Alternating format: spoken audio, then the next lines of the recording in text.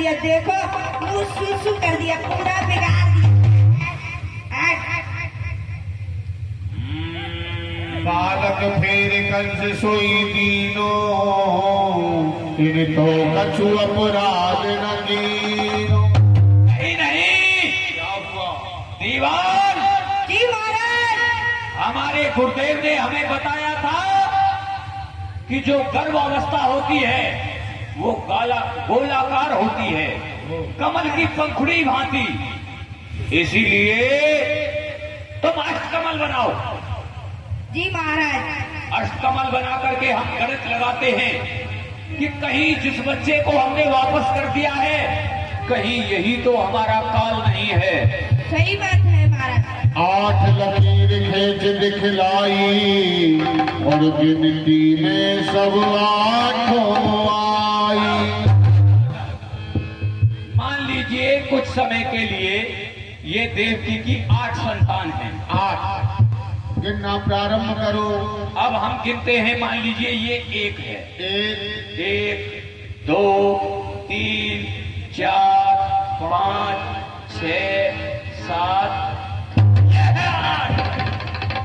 अब 8 से ये है 8।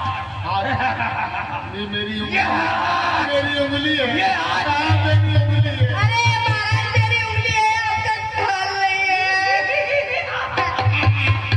ये तेरी उंगली है। हाँ। अच्छा ये 8 है। हाँ। अब यहीं से गिनना आरंभ करते हैं। 1 2 3 4 5 6 7। पहले ये 8, अब ये 8। गिनती में सब 8 आई, गोलाकार में सब 8 हो गई।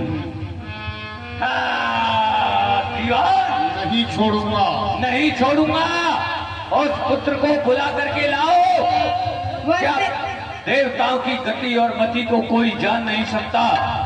जो वर प्रथमे आया होई, देव चरित्र जाने नहीं कोई। कंस में आयो रे, कंस में आया। हे राजन, अभी तो आपने वापस कर दिया था, अब कैसे याद किया? मेरे मन में थोड़ा सा दया का अंकुर पैदा हो गया था, लेकिन मेरे गुरुदेव देव ऋषि नारद ने उस भ्रम को तोड़ दिया। बस देव तुम जा सकते हो। देवताओ! ये मेरा काल बताया था, सावधान हो जाना। मैं अपने काल को समाप्त करने के लिए जा रहा हूँ। हर हर महादेव। यो मूर्ख कर्म ही, पटकट भयो शिला परवा। दीवान जी महाराज।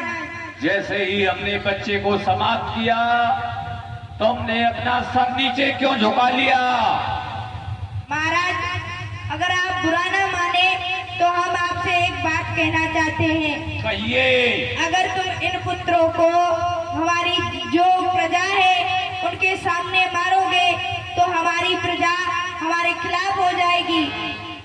अगर ऐसा हो कि जितने भी पुत्र हो, ये प्रजा मेरे खिलाफ हो जाएगी, हाँ महाराज। फिर ये मुझे राजा नहीं मानेगी। हाँ महाराज, मुझको राजा मानने लगे। ओ मक्कार, मक्कार, तू इसी प्रतीक्षा में बैठा है क्या राजा बनने की? मैं नहीं महाराज, ऐसा कीजिए, जितने भी पुत्र हो उनको जेल में मरवा दीजिए।